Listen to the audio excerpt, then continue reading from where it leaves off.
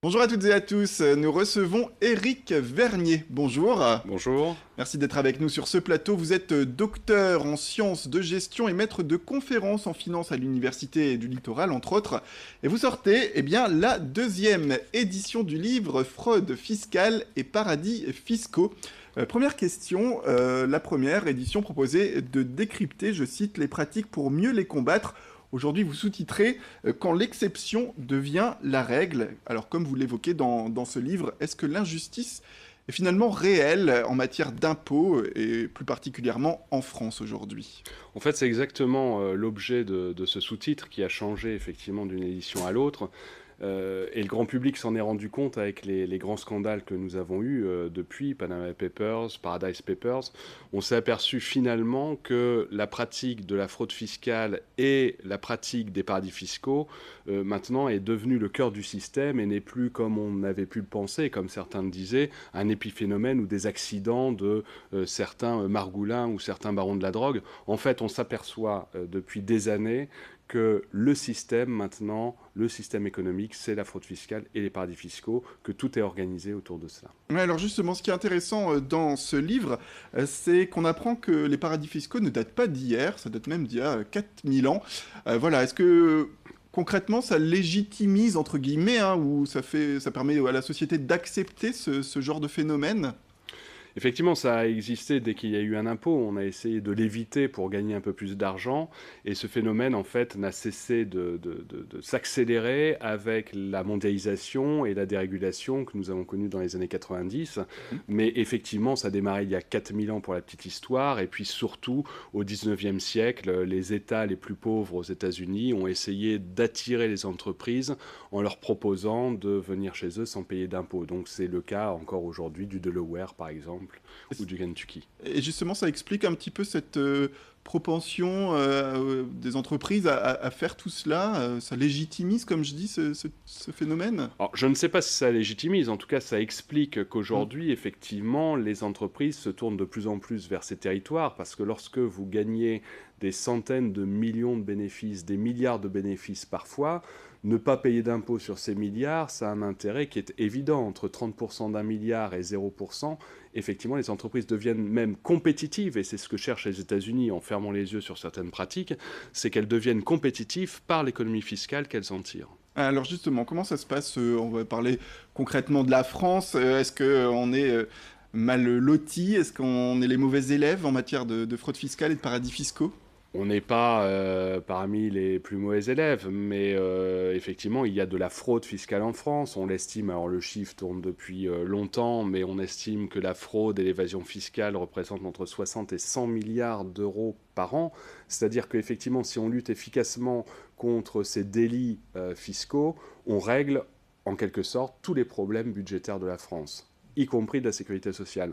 Donc on comprend l'enjeu en se disant qu'il faudrait quand même mettre en place des moyens pour éviter cette fraude et en tout cas la réduire. Ouais, et justement, ces moyens mis en œuvre, ces machines qui pourraient aujourd'hui permettre de lutter contre tout cela, on a l'impression que ça bouge un petit peu dans la société. On voit qu'il y a des associations comme Anticor qui se montrent, vous en parlez d'ailleurs dans le livre, puis des ONG, enfin voilà, beaucoup de monde qui se mobilise autour de cela. Est-ce que ça veut dire que à l'avenir, d'ici les prochaines années, les paradis fiscaux n'existeront peut-être plus? On peut être un peu optimiste par rapport à ça?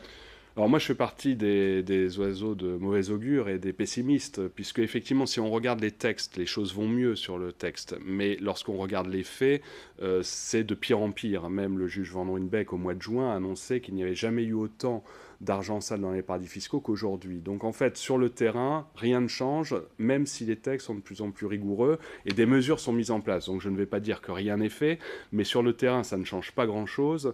Les ONG, effectivement, agissent et je pense que ça passera aussi par elles, au moins pour alerter le plus grand nombre, parce que je crois que le changement se fera depuis les citoyens et non pas depuis les dirigeants. Ouais, et dans ce livre, je le donne aussi comme information aux téléspectateurs, on a pas mal d'avis d'experts, des journalistes, des responsables d'organisations, des magistrats également. on sent quand même que c'est un sujet qui prédomine et ça montre peut-être des avancées également dans ce domaine-là. Alors je pense que de plus en plus de personnes effectivement s'intéressent au sujet et veulent combattre le problème parce qu'on s'aperçoit encore une fois de plus en plus que ça pose un problème qui est extrêmement grave, extrêmement délétère pour de nombreuses régions du globe.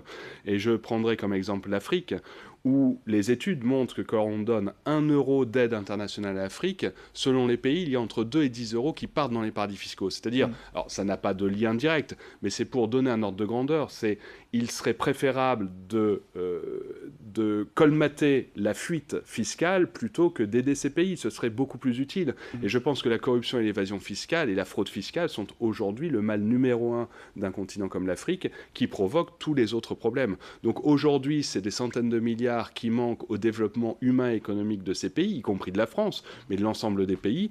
Et la pauvreté des pays en voie de développement s'explique en grande partie par cette fraude fiscale. Donc quand on montre les paradis fiscaux et la fraude fiscale, ça n'est pas seulement le plombier qui met 3 000 € de côté et qui le cache au fisc, parce que c'est toujours ça qu'on met en avant. Non, ce qui est plus grave, c'est effectivement ces centaines de milliards qui manquent au développement économique et humain. Ouais, justement, on voit aussi des pays comme la Grèce, et vous en parlez dans ce livre, qui se place numéro un, pour ainsi dire, en matière de fraude fiscale. Est-ce que ça montre aussi qu'au niveau international, bah, ça va pas bouger, donc du coup, au niveau français, ça bougera pas forcément non plus. Il faudrait peut-être que tout le monde chante à l'unisson au niveau de fraude fiscale et de paradis fiscaux. Il y a tout d'abord des pays qui n'ont pas envie que ça change. Mhm. Alors je pense à la Grande-Bretagne et aux États-Unis qui profitent de leurs propres paradis fiscaux pour recevoir ensuite l'argent qui a été blanchi dans leur marché financier.